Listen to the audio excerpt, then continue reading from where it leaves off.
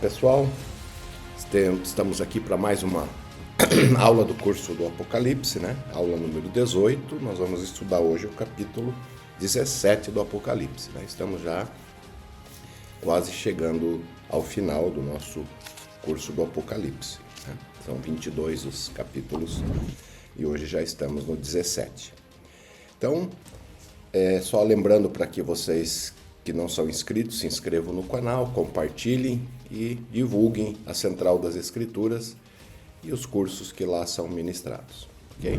Então vamos para a nossa aula hoje, capítulo 17, no cabeçalho diz: Mostra-se a João que a grande Babilônia, a mãe das meretrizes e abominações, foi estabelecida por toda a terra.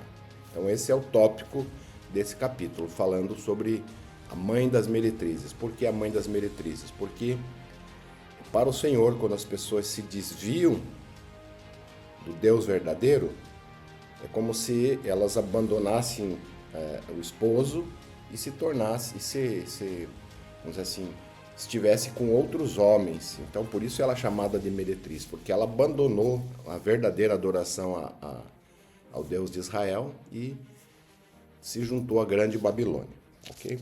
Então, vamos lá para o capítulo, verso 1. E veio um dos 7 anjos que tinha as 7 taças e falou comigo, dizendo-me: Vem, mostrar-te-ei a condenação da grande prostituta que está sentada sobre muitas águas. Tá? Então, essa é uma gravura ali que a gente encontrou, né? Sobre a grande prostituta sentada sobre a besta, enfim, uma representação simbólica desta grande prostituta. Um dos anjos que tinham as 7 taças com os julgamentos de Deus vem a João para mostrar o julgamento de Deus agora sobre a grande prostituta. A imagem de prostituição, como eu falei antes, é usada comumente nas Escrituras, principalmente no Velho Testamento, para descrever a apostasia, o afastamento de Deus. E o seguir outros deuses, ou ainda se afastar de tudo que é digno e bom, né? Temos algumas referências aí, se alguém quiser buscar lá em Isaías, Jeremias, tá? O profeta Nefe, falando sobre esse assunto, disse: Portanto, quem lutar contra Sião, seja judeu ou gentil, escravo ou livre, homem ou mulher, perecerá, pois estes são os que constituem a prostituta de toda a terra, porque os que não estão comigo estão contra mim, diz o Senhor. Então aqui o profeta Nefe dá uma visão bem mais clara, né? Aqueles que não fazem parte de Sião e que lutam contra Sião, esses são a prostituta de toda a terra. Não importa, não é uma denominação específica, mas qualquer denominação, grupos de pessoas, e enfim, qualquer um que esteja em contrário aos mandamentos e às obras do Senhor, ok? Continuando. Está sentada sobre muitas águas. Muitas águas são povos, multidões e nações. A gente já estudou isso lá e vamos ver no verso 15. Já falamos sobre isso durante esse curso também. Nefe também disse que a prostituta de toda a terra que se assentava sobre muitas águas e tinha domínio sobre toda a terra, entre todas as nações, tribos, línguas e povos. Todos esses sistemas, organizações, filosofia e religiões são simbolizadas como uma grande meretriz, o oposto da Igreja de Cristo, que é simbolizada como a noiva de Cristo. O elder Bruce R. McConkie, do Quórum dos 12, né, já falecido, ele definiu que a grande e abominável igreja, os títulos Igreja do Diabo e a grande e abominável igreja são usados para identificar todas as organizações de qualquer nome ou natureza, políticas, educacionais, econômicas, sociais, filantrópicas, cívicas ou religiosas, que tenham o propósito de desviar os homens para um curso que os afastará de Deus e de suas leis, e assim da salvação no reino de Deus. Então, fica muito claro que esse poder maligno está espalhado sobre toda a terra. E nós estamos vivendo isso. Nós estamos vivendo esse período profetizado por João, que continua. Nefe também registrou a visão dos julgamentos que cairiam sobre a grande prostituta. Ele diz: e o sangue daquela grande e abominável igreja, que é a prostituta de toda a terra, entornar-se-á sobre as suas cabeças, porque lutarão entre si, e a espada de suas mãos cairá sobre as suas cabeças, e embriagar-se-ão com o próprio sangue. E todas as nações que se fizerem guerra à casa de Israel voltar-se-ão umas contra as outras e cairão no abismo que abriram para apanhar na armadilha o povo do Senhor. E todos os que lutarem contra Sião serão destruídos. E aquela grande prostituta que perverteu os caminhos retos do Senhor, sim, aquela grande e abominável igreja cairá por terra, e grande será a sua queda. Tá? Ele fala em grande e abominável igreja, mas como nós falamos, o Aldir Macon que já especificou que isso envolve tudo, não só uma igreja específica, mas envolve tudo que combate tanto a casa de Israel quanto Sião, né? Quanto o povo do Senhor, quanto a Sião moderna, que é a Israel moderna, que somos nós, a igreja de Jesus Cristo, dos santos dos últimos dias. O profeta Joseph Smith ele registrou em uma revelação os julgamentos que sobrevirão à grande prostituta de toda a terra por suas iniquidades e abominações. E ele disse: e outro anjo soará sua trombeta, dizendo: aquela grande igreja, mãe das abominações, que fez com que todas as nações bebessem do vinho da ira de sua fornicação, que perseguem os santos de Deus, que derramou seu sangue, aquela que se assenta sobre muitas águas e sobre as ilhas do mar, eis que ela é o joio da terra. E está amarrada em feixes, seus laços são fortalecidos, nenhum homem os poderá desatar, portanto, está pronta para ser queimada. E ele soará sua trombeta longa e fortemente, todas as nações ouvirão. Está lá em Doutrina e Convênios 88. Então aqui fica muito claro os castigos que vão vir sobre a grande Babilônia, que significa tudo o que prega e que é contrário aos mandamentos e às coisas de Deus, né? E são capitaneadas por Satanás e seus anjos, que espalham todas essas coisas sobre a face da terra. Verso 2. Falando ainda da Babilônia, da meretriz, ele diz: com a qual fornicaram os reis da terra, e os que habitam na terra se embebedarão com o vinho da sua fornicação.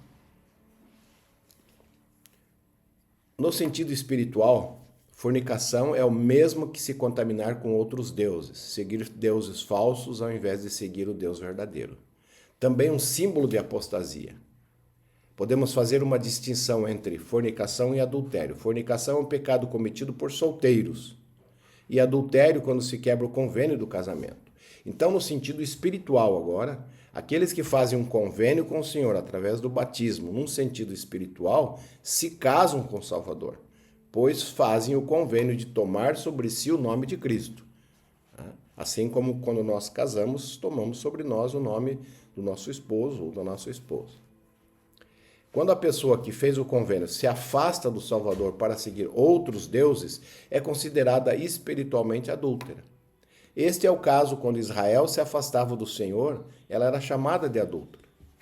Já aqueles que não têm um convênio com o Senhor, mas mesmo assim se prostituem com outros deuses que não o Senhor, são chamados de fornicadores, pois se entregam a todo tipo de iniquidade e seguem os preceitos do diabo, a quem, mesmo não sabendo, estão adorando o próprio diabo, ok?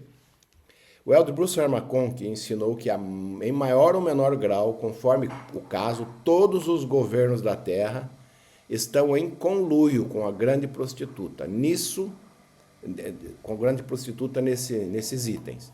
De tempos em tempos, eles fazem coisas como proíbem a adoração a Deus, promulgam leis definindo crenças religiosas e prescrevem formas de adoração, apoiam falsos sistemas religiosos mantidos pelo Estado, negam a liberdade de crença religiosa a todos os cidadãos, impõem crenças religiosas dos conquistadores sobre os conquistados, permitem a mistura de influências religiosas com o governo civil, promove uma sociedade religiosa e proscreve outra, negam aos homens seus direitos inerentes e alienáveis, falham em garantir o livre exercício de consciência, o direito de controle da propriedade e a proteção da vida, promulgam leis que reduzem o arbítrio do homem, exigem o ensino de princípios falsos em seus sistemas educacionais, negam o direito a representantes de certas igrejas a ensinar sua doutrina ou fazer proselitismo entre seu povo,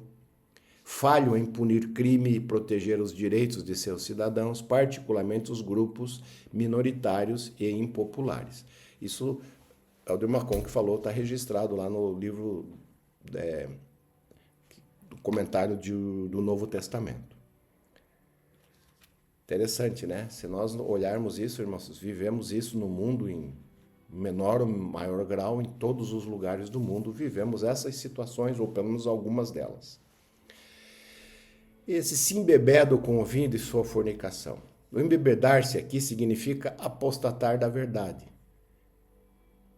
A Escritura diz lá em Isaías, né? Detende-vos e maravilhai-vos, cegai-vos e ficai cegos, bêbados estão, mas não de vinho, andam titubeando, mas não de bebida forte, porque o Senhor derramou sobre vós um espírito de profundo sono e fechou os vossos olhos, vendou os profetas e os vossos cabeças e os videntes. No Velho Testamento, Jeová era o marido de Israel. A esposa, no Novo Testamento, era Cristo. Então, no Novo Testamento, Cristo é o noivo. No Velho Testamento, Jeová era chamado de o marido, né? Mais ou menos a mesma coisa, a mesma simbologia. E a igreja, a noiva. Toda vez que seu povo é infiel aos seus convênios, ele pode ser comparado à mulher infiel que se entregou ao pecado e à iniquidade. O vinho de sua prostituição são as falsas doutrinas que embriagam os homens, pois Satanás retirou do evangelho do Cordeiro muitas partes claras e preciosas, e sumamente preciosas. E também muitos convênios do Senhor foram tirados, a fim de cegar os olhos e endurecer o coração dos filhos dos homens. Foram suprimidas muitas coisas claras e preciosas do livro, que é o livro do Cordeiro de Deus. Por causa dessas coisas que foram suprimidas do evangelho do Cordeiro, um grande número tropeça, sim, de tal maneira que Satanás tem grande poder sobre eles. Isso foi profetizado por Nefe, falando dos nossos dias, né? Falando das Escrituras, que muitas partes claras e preciosas foram tiradas. Para quê? Para que Satanás pudesse espalhar suas mentiras, né? E perverter o povo. Ok? Verso 3 agora. E o anjo levantou-me em espírito, levou-me em espírito a um deserto, e vi uma mulher assentada sobre uma besta de cor escarlata, que estava cheia de nomes de blasfêmia e tinha 7 cabeças e 10 chifres. É essa imagem aí que está acima aí. Assim como Nefe, que foi levado em espírito pelo anjo, João também teve a mesma experiência. Nós sabemos que Nefe viu praticamente as mesmas coisas que João viu, só que o Senhor não permitiu que ele escrevesse. Né? O Senhor disse que João iria escrever isso. Né? Então Nefe só escreveu algumas coisas que o Senhor permitiu que ele escrevesse. Esse deserto que fala esse verso, né, pode significar apostasia, né, como a gente estudou lá no capítulo 12, onde a igreja, representada por uma mulher, foi levada ao deserto. Deserto também é um lugar árido e quase sem vida, podendo significar o deserto da desolação do pecado e da iniquidade. Tá? Ele pode ser interpretado dessas duas maneiras. Uma mulher assentada sobre uma besta de cor escarlata. Provavelmente a besta vista no verso 13, lá do capítulo 13, verso 1. A mulher é a prostituta e o vermelho simboliza o pecado. Isaías, falando acerca de Israel, disse: ainda que vossos pecados sejam como a escarlata. Escarlata é um tom de vermelho muito forte. Né? E aí ele diz que estava cheio de nome de blasfêmia. Blasfêmia é tudo que ofende fortemente a Deus e a tudo que é sagrado. Então parece que nesses últimos dias tudo que é sagrado, tudo que é de Deus, Satanás tenta blasfemar, ou ofender, ou tornar aquilo menos sagrado. E se tinha 7 cabeças e 10 chifres, aprendemos lá no capítulo 17, né? Que as 7 cabeças representavam 7 montes e 7 reis. E os 10 chifres representavam 10 reis que ainda não vieram. Esses números podem também ser simbólicos em vez de literais. Okay? Já estudamos isso em outros momentos. O verso 4. E a mulher estava vestida de púrpura e de escarlata e adornada com ouro e pedras preciosas e pérolas. E tinha na sua mão um cálice de ouro cheio das abominações e da imundície de sua fornicação. Vestida de púrpura e de escarlate. Roupas de cor púrpura simbolizavam realeza na antiguidade.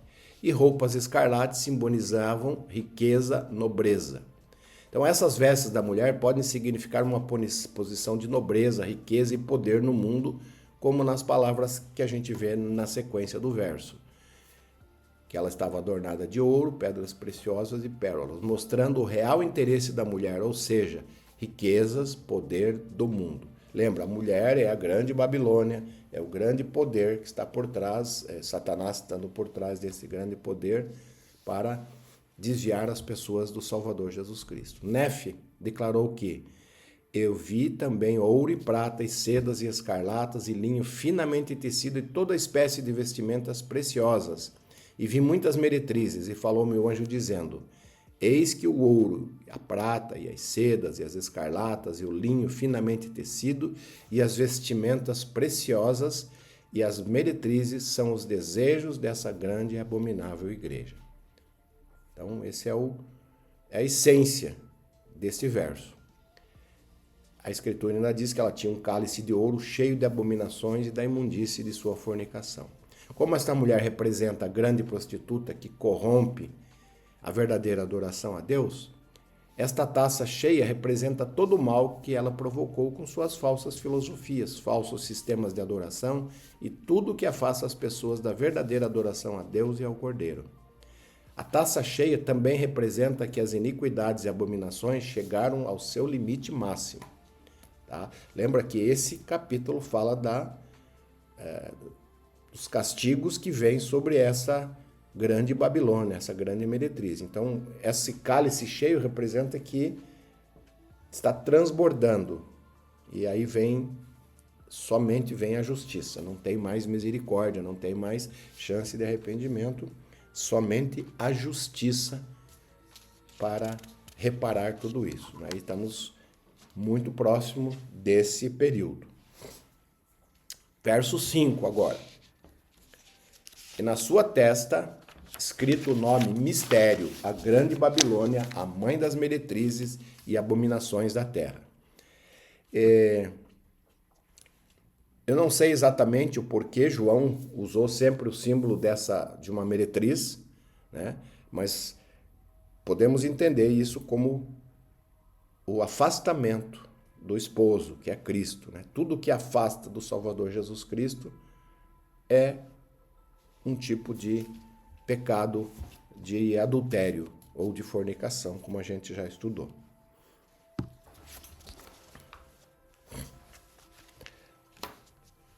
Na sua testa tinha escrito o nome, a Escritura diz. No Apocalipse, várias vezes é mencionado marcas ou selos. Tanto o Salvador sela na testa os seus, assim como o diabo também o faz. Nesse caso, a mulher tem escrito em sua testa, mistério. Mistérios do diabo, ou seja, coisas dissimuladas que Satanás usa para que as pessoas sejam enganadas, não percebendo que ele é quem está por trás dessas coisas. O profeta Mormon e também Moroni ensina que tudo o que é ruim não vem de Deus. Aqui tem uma chave, ele diz, é uma chave. Tudo que é bom vem de Deus e tudo que é ruim vem do diabo. Tá? Uma chave para a gente não ser enganado, né, pela grande Babilônia. Babilônia aqui, como a gente já viu, é um símbolo de iniquidade, né? O Senhor recomendou os santos, lá no capítulo, na seção 133 de Doutrina e Convênios, né? No verso 14 ele diz, saí de entre as nações, saí de Babilônia, do meio da iniquidade, que é a Babilônia espiritual. esse Babilônia é mais espiritual do que um lugar físico, né? Por que Babilônia? Babilônia foi um reino antigo, iníquo, tá? Então eles usaram, o Senhor usa esse nome para descrever a iniquidade espiritual. Então tudo que afasta o homem do Salvador Jesus Cristo, tudo que promove o pecado é uma Babilônia espiritual. E aí ele diz a mãe das meretrizes e abominações. Além de se prostituir com os ensinamentos e adoração do diabo, ela é a mãe, ou seja, dela saíram todas as outras prostitutas espirituais. Por isso esse título de mãe das meretrizes, porque através dela vários outros sistemas, outras maneiras de se afastar do Salvador Jesus Cristo surgiram. Fica bem claro aqui. O verso 6... E vi que a mulher estava embriagada do sangue dos santos e do sangue das testemunhas de Jesus. E vendo-a eu, maravilhei-me com grande admiração. Essa mulher, ou seja, a igreja do diabo, está embriagada com o sangue dos santos, significando as perseguições que ela fez aos santos e às testemunhas do Salvador, matando os profetas e servos de Deus em todas as épocas. Nefe registrou o que o anjo lhe disse. O anjo disse assim: vê a formação de uma igreja que é a mais abominável de todas as igrejas, que mata os santos de Deus, sim, tortura-os e oprime-os e subjuga-os com um jugo de ferro e leva-os ao cativeiro. A Nefe viu essa parte que também João viu. E aí João se espanta e se maravilha com tamanha iniquidade e abominações da igreja do diabo e dos seus seguidores, né? Ele fica tão maravilhado. Nós estamos vivendo esse período. Talvez aqueles mais jovens não consigam ver como nós que temos já uma certa vivência, né? Já vivemos mais, a gente pode perceber como as coisas se deterioraram e tão rapidamente. Assim como a tecnologia, né, que surgiu há não muitos anos atrás, se disseminou de tal maneira, assim também a iniquidade, ela foi exponencial, né? Antigamente ela ia bem suave, agora ela é muito exponencial, ela vai muito rápido, ok? Os versos 7 e 8 agora. E o anjo me disse: por que te admiras? Eu te direi o mistério da mulher e da besta que a traz, a qual tem 7 cabeças e 10 chifres. O anjo falou assim: por que você está admirado com tudo isso? O anjo então revela o mistério de quem é a mulher e a besta, que são responsáveis por todas as abominações que João viu. Aí ele vai explicar quem são. A besta que viste foi e já não é, e há de subir do abismo, e ir-se-á à perdição. E os que habitam na terra, cujos nomes não estão escritos no livro da vida desde a fundação do mundo, se admirarão, vendo a besta que era e já não é, mas que será. Parece meio difícil de entender esses 2 versos. Então vamos tentar destrinchar um pouquinho isso. A besta que era, que existia antes de João, e que na época dele não estava ativa, iria subir do abismo após a época de João para continuar a disseminar o mal na terra. Então, essa besta é o que sempre existiu, né? Comandada pelo diabo, né? Na época de João ela estava um pouco calma, e ela iria subir do abismo após a época de João para continuar a disseminar o mal na terra. E a gente sabe o que está acontecendo nesses últimos dias, né? Mas o destino final dessa besta é a perdição ou destruição espiritual. Daniel viu nossos dias e registrou que esse chifre fazia guerra contra os santos, né? Que ele fala que tinha chifres. Fazia guerra contra os santos e os vencia, até que veio o ancião de dias e se deu o juízo aos santos de Deus. E chegou o tempo em que os santos possuíram o reino. Aqui ele está falando sobre muito próximo da segunda vinda, onde o ancião de dias, que é o nosso pai Adão, ele vai fazer uma grande reunião, onde ele vai receber as chaves, a gente já falou sobre isso, vai receber as chaves de todos os que portaram chaves e vai entregá-las ao Salvador Jesus Cristo, e aí vai se iniciar, é um dos eventos para se iniciar o milênio. E aí por isso que ele diz aqui, e chegou o tempo em que os santos possuíram o reino. Os santos vão governar e vão viver durante esse período do milênio.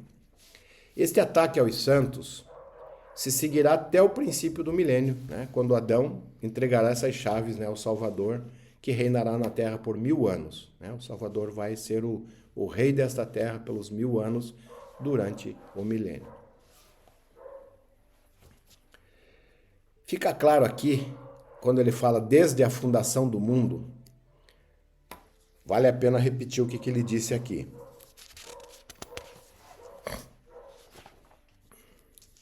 Deixa eu só relembrar aqui.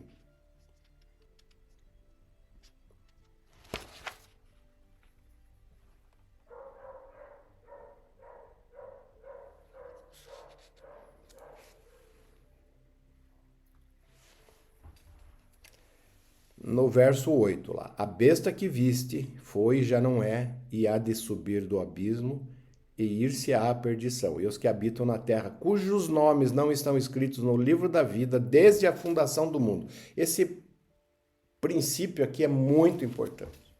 Isso é uma doutrina, desde a fundação do mundo. Fica claro aqui a doutrina da pré-ordenação. Pois desde a nossa vida pré-mortal, o Senhor nos conhecia perfeitamente e sabia quem o seguiria quando aqui na terra.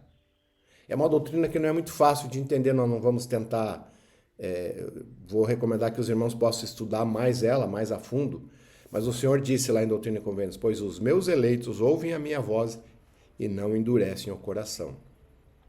Também João registrou que o Salvador disse, conheço as minhas ovelhas e das minhas sou conhecido.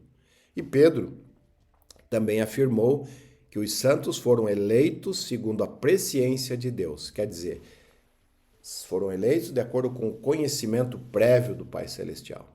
Então essa é uma doutrina que precisa ser entendida por nós, santos dos últimos dias. Isso não quer dizer destino, mas o Senhor, na sua completa sabedoria, no seu total conhecimento, já nos conhecia, porque vivíamos na presença dele por inumeráveis eras, anos, não sabemos quantos, e ele nos conhecia pessoalmente cada um. E ele sabia aqueles que iriam um dia voltar à presença dele. Ele não interfere, a não ser para o bem nisso. Tá? Então, essa doutrina se confunde muito com destino, mas não tem nada a ver com destino. Tem a ver com mérito próprio, que a gente conseguiu, por viver os mandamentos, estar ao lado do Salvador na pré-existência e depois continuando aqui nesta terra. Ali a Escritura diz que se admirarão todos os que não estiverem inscritos no livro da vida do Cordeiro, ficarão admirados dos feitos dessa besta e provavelmente a seguirão e irão aderir à sua pregação, que ao mal chamam bem e ao bem chamam mal. Então, se nós não estivermos bem firmes, guardando os convênios, vivendo os mandamentos, poderemos ser enganados por essa besta, que vai ter grande poder. E já tem muitos caindo nessas ciladas de Satanás, que chamam o bem hoje mal e o mal chamam de bem. Então, precisamos estar atentos e cuidados. Nos verso 9 agora, diz assim, aqui está o sentido que tem sabedoria. As 7 cabeças são os 7 montes sobre os quais a mulher está assentada. A mulher, ou aquela que perverteu os caminhos do Senhor, a prostituta de toda a terra, está assentada sobre 7 montes. Tradicionalmente, o lugar que se assemelha a essa descrição é Roma. O Elder Bruce R. McConkie falou o seguinte, isso parece ser uma clara alusão a Roma, a cidade fundada sobre 7 montes, como sede deste ramo do reino de Satanás, que estava perseguindo e matando os santos nos dias de João. E se entende isso, Foram os romanos, os reis romanos, que perseguiram os santos, e mataram centenas de santos, puseram lá para que os leões os comessem. A gente conhece a história, dos imperadores romanos que fizeram essa perseguição terrível contra os santos de Deus. Tá? Então, esses 7 montes parece se referir a Roma, aquela região onde está Roma.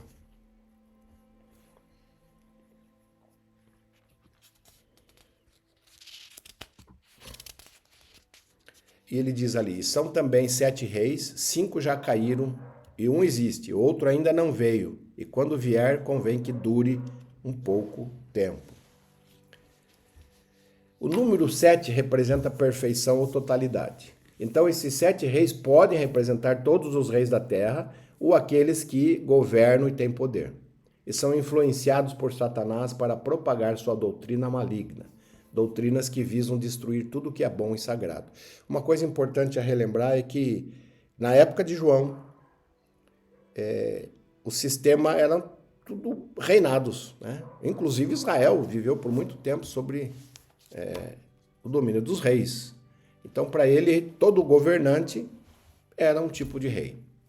Ele diz ali que 5 já caíram e um existe e outro ainda não veio. Não sabemos ao certo quais são esses reis ou reinos. Esse capítulo trata da destruição de Babilônia espiritual, que tanto João como Nefe viram em visão. Então fica claro que são fatos que aconteceriam após a época de João e que estão acontecendo em nossos dias e continuarão até a vinda do Salvador. Então não temos como nominar quem são esses reinos, mas fica muito claro que está se espalhado pelo mundo, né? Todos os governantes e todos os países vivem um pouco dessa iniquidade que Satanás espalha. O verso 11 agora. E a besta que era e já não é, esta é também o 8º. E é dos 7, e vai-se à perdição. Bem confuso, né? E a besta que era e já não é, esta é também o 8º dos reis. E é dos 7, e vai-se à perdição. Esta é também o 8º, como diz ali. A besta que transportava a mulher é o 8º rei e reina juntamente com os outros 7 reis. E todos irão à perdição, morrerão espiritualmente. Não se sabe ao certo quem é, né? Quem ou que é o rei esse reino. Então não adianta a gente ficar de conjecturas, né? Mas lembra, são poderes políticos, religiosos, enfim, de organizações que pervertem os caminhos do Senhor. No verso 12, e os 10 chifres que viste são 10 reis que ainda não receberam o reino, porém receberão poder como reis por 1 hora, juntamente com a besta. O número 10 significa a totalidade de uma parte, como a gente já estudou a respeito dos números do Apocalipse. O chifre é símbolo de poder. Então esses reis ou governantes receberão um reino e o poder para reinar. Parece que este poder será exercido por 1 hora ou pouco tempo, durante a época das 7 taças ou castigo sobre os iníquos, pouco antes da vinda do Senhor. E receberão o poder da besta e o exercerão juntamente com ela. Na verdade, Satanás é que está por trás de todas essas coisas, pois o diabo desceu a voz, a Escritura diz, em Apocalipse 12, 12, o diabo desceu a voz e tem grande ira, já sabendo que ele tem pouco tempo. Certamente estamos no meio desses acontecimentos, estamos vivendo isso agora mesmo. Fala-se muito em um governo mundial, onde pessoas vão ditar regras e mandamentos para todas as pessoas, né? Onde será julgado somente algumas coisas que eles vão determinar que são ruins, mas você vai estar liberado a fazer qualquer coisa desde que não questione o poder deles. Você vai poder fazer qualquer coisa desde que não questione o poder desses reis, né, que estarão tentando governar todas as coisas no mundo. Então isso é para a gente ficar atento e lembrar de guardarmos os convênios que temos feitos com o Senhor, para não sermos enganados. A Escritura diz que para não sermos enganados, precisamos ter o Espírito do Senhor conosco, precisamos viver pelo Espírito. O profeta Nelson, o presidente Russell M. Nelson, já falou sobre isso, que quem nesses últimos tempos não tiver o Espírito para ser o seu guia, Espírito Santo, não vai poder resistir a tamanha mal exercido por Satanás, tamanha as obras que eles vão fazer para enganar, inclusive, aqueles que são os eleitos. No verso 13, estes têm um mesmo intento e entregarão o seu poder à autoridade da besta. Esses governantes parecem unidos e completamente influenciados pelo poder do diabo que os engana com as suas falsidades. E como eles governam e têm poder, Satanás os usa para disseminar suas ideias malignas, que visa destruir o arbítrio. A Escritura já diz o seguinte: ele procura, o diabo procura tornar todos os homens tão miseráveis quanto ele próprio. E esses governantes entregarão o seu poder e autoridade à besta. Esses governantes, então, estarão sob o domínio de Satanás e de suas filosofias. Satanás reinará absoluto, nesses últimos dias. E só os eleitos poderão ficar firmes e resistir a esse poder maligno. No verso 14, diz assim: estes combaterão contra o Cordeiro, e o Cordeiro os vencerá. Porque é o Senhor dos senhores, o Rei dos reis, e os que estão com ele são os chamados e eleitos e fiéis. Então, esse verso da Escritura dá a garantia de que quem vai sair vencedor no final é o Salvador. E aqueles que estiverem do lado do Salvador serão os vencedores. Nefe, na visão que viu os nossos dias, registrou: e aconteceu ter eu visto que a grande mãe das abominações congregou multidões na face da terra entre todas as nações dos gentios para guerrear o Cordeiro de Deus. E aconteceu que eu, Nefe, vi o poder do Cordeiro de Deus que descia sobre os santos da igreja do Cordeiro e sobre o povo do convênio do Senhor que estava disperso sobre toda a terra. Uma coisa importante, irmãos: essa guerra contra o Cordeiro de Deus não é uma guerra física. Pode até ser algumas guerras, mas é principalmente uma guerra espiritual para tornar os homens tão miseráveis contra o próprio diabo. Então essa é uma guerra espiritual. E ele diz que os santos, descia sobre os santos o poder de Deus, do Cordeiro, e sobre o povo do convênio do Senhor, que somos nós, que estava disperso sobre toda a face da terra. Estavam armados com o quê? Com retidão e com o poder de Deus em grande glória. Lembra dos convênios do templo? Quando a gente vai ao templo, faz convênios e os guarda, a gente sai de lá armados com o poder de Deus. Qual o poder? O poder de resistir, de resistir às tentações e superar as tentações do inimigo. Esse é o poder que a gente sai armado quando temos os convênios do templo.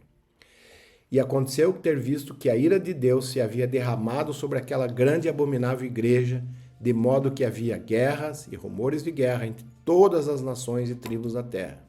E quando começaram as guerras e rumores de guerras em todas as nações que pertenciam à mãe das abominações, o anjo falou-me dizendo: eis que a ira do Deus está sobre a mãe das meretrizes. E eis que vês todas essas coisas. E quando chegar o dia em que a ira de Deus for derramada sobre a mãe das meretrizes, que é a grande e abominável igreja de toda a terra, cujo fundador é o diabo, então naquele dia a obra do Pai começará preparando o caminho para o cumprimento dos convênios feito com seu povo, que é da casa de Israel. Esta guerra, claro, ela começou lá nos céus e continua aqui na terra. E vai continuar até o final. João viu quem realmente vencerá essa guerra. Ele viu que o Cordeiro de Deus vencerá. O Senhor dos senhores e Rei dos reis são títulos do Salvador Jesus Cristo, que demonstram o seu poder. E os que estão com ele são chamados e eleitos e fiéis. Ser chamado e eleito se refere àqueles que recebem seu chamado e eleição feito seguro, que a gente já viu também sobre isso. Esses são os que virão com Cristo na sua vinda. Lá em Doutrina e Convênios a gente aprende que os santos que estiverem na terra, que estiverem vivos, serão vivificados e arrebatados para encontrá-lo. Às vezes alguns falam em arrebatamento. Na verdade é isso que significa, que os santos que estiverem na terra, que estiverem vivos, serão vivificados, serão transformados, porque a terra vai passar por essa transformação, e serão arrebatados para encontrar o Salvador. E os que estiverem dormindo, estiverem mortos em sua sepultura, se levantarão pois a sua cova será aberta. E eles também serão arrebatados para encontrá-lo no meio do pilar do céu. Esta é a primeira ressurreição, a manhã da primeira ressurreição, que se iniciará com a vinda do Salvador, né, com o início do milênio. A Escritura diz, eles são de Cristo, as primícias, os que descerão com ele primeiro, e os que estão na terra e em suas sepulturas, que serão os primeiros a serem arrebatados para encontrá-lo, e tudo isso pela voz do soar da trombeta do anjo de Deus. Então, só reforçando aqui, aqueles que estiverem vivos e forem justos vão ser arrebatados para encontrar o Salvador nas nuvens. E os que estiverem mortos vão ressuscitar, isso é a primeira ressurreição. Também vão encontrar o Salvador. Não sabemos exatamente se todos os que ressuscitarem vão ficar na terra, provavelmente não, eles vão continuar o seu progresso, talvez alguns fiquem para ajudar na obra durante o milênio, porque vai ter muita coisa para ser feita durante o milênio, muito trabalho de história da família, de levar nomes ao templo, para que todas as pessoas possam receber as ordenanças de salvação. Então, isso é o que está registrado na revelação ao profeta Joseph Smith, Doutrina e Convênio. No verso 15 diz assim, e disse-me, as águas que viste onde se assenta prostituta são povos e multidões e nações e línguas. Lembra que fala sobre as muitas águas? São povos, multidões e nações e línguas, tá? Então, sobre todo o mundo. Aqui o anjo declara onde está localizada a prostituta de toda a terra, pois ela está entre todas as nações e os povos do mundo, tá? Não tem exceção. No verso 16 diz assim, e os 10 chifres que viste na besta são os que odiarão a prostituta, e a farão assolada e nua, e comerão a sua carne e a queimarão com fogo. Olha que interessante, né? Os que antes apoiavam e mantinham a prostituta em seus feitos malévolos, agora se voltam contra ela para destruí-la. Nefe profetizou que o sangue daquela grande e abominável igreja, que é a prostituta de toda a terra, entornar-se-á sobre as suas cabeças, porque lutarão entre si, e a espada de suas mãos cairá sobre as suas cabeças, e embriagar-se-ão com o seu próprio sangue. Então, é iníquo destruindo iníquo. E a Escritura diz que farão assolada e nua, e comerão a sua carne e a queimarão com fogo. No livro de Mormon a gente lê o seguinte, lá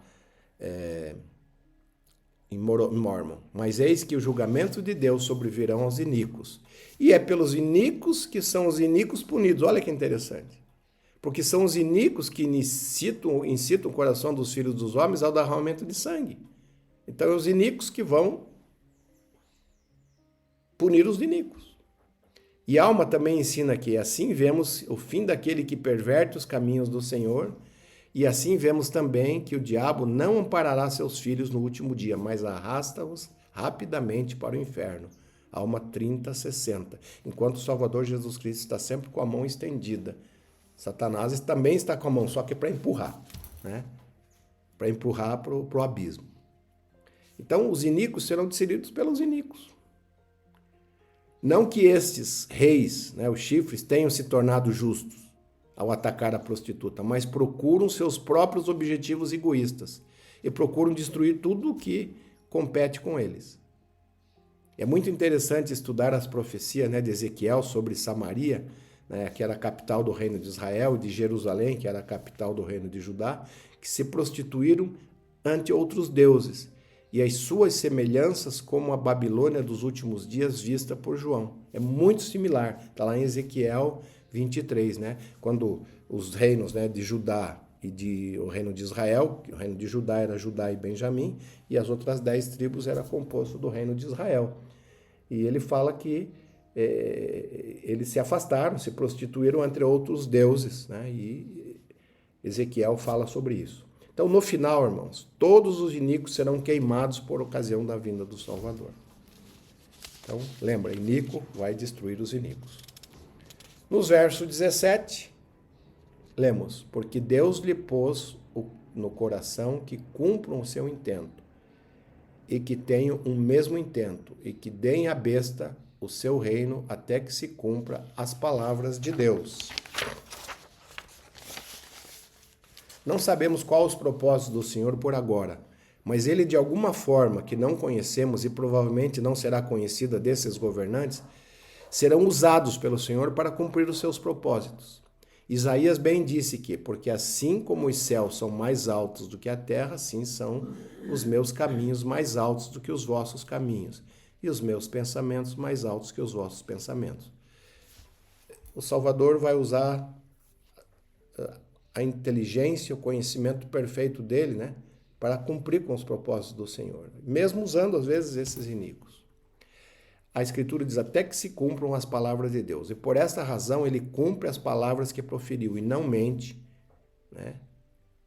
Mas cumpre todas as suas palavras. Tudo que foi profetizado, todas as palavras serão cumpridas. O Salvador também disse, está lá em Mateus, porque em verdade vos digo que até que o céu e a terra passem, nem um jota, nem um só tio se omitirá da lei, sem que tudo seja cumprido. No verso 18, o último verso, e a mulher que viste é a grande cidade que reina sobre os reis da terra. Essa mulher é a igreja do diabo, que está em todas as nações e está em tudo que se opõe ao Salvador e seu evangelho. Enquanto a igreja do Senhor é chamada de Sião, esta igreja do diabo é chamada Babilônia. Esta igreja, ou seja, esse poder maligno, influencia todas as nações da terra e a maioria dos seus líderes, que mesmo sem saber ou até mesmo sabendo, servem ao diabo e aos seus propósitos malignos. Em uma revelação, o profeta Joseph, em 1832, o Senhor advertiu: vigiai, porque o adversário espalha seus domínios e as trevas reinam.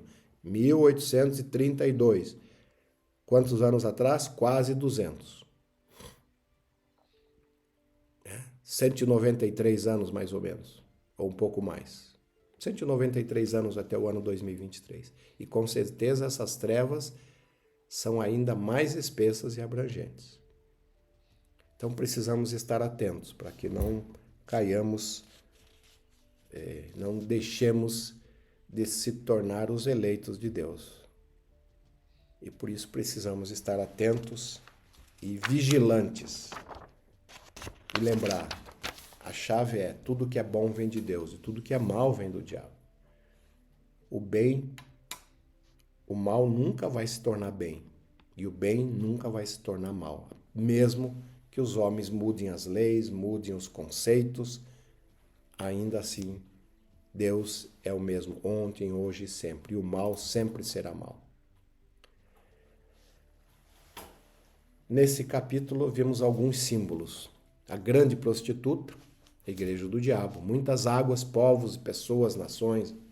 Púrpura e escarlata, símbolos de nobreza e riqueza. 7 cabeças, 7 montes. 10 chifres, 10 reis. Então esses são os principais símbolos desse capítulo 17. É um capítulo um pouco complicado de se entender, mas lembrem, aqui está falando sobre os castigos que vêm sobre tudo que é mal, tudo que administra, tudo que promove as coisas contrárias aos mandamentos de Deus. Em resumo é isso. E lembrar que o Salvador no final sairá vencedor. E aqueles que estiverem do lado do Salvador, evidentemente serão vencedores. Obrigado por estarem conosco e nos vemos na próxima aula.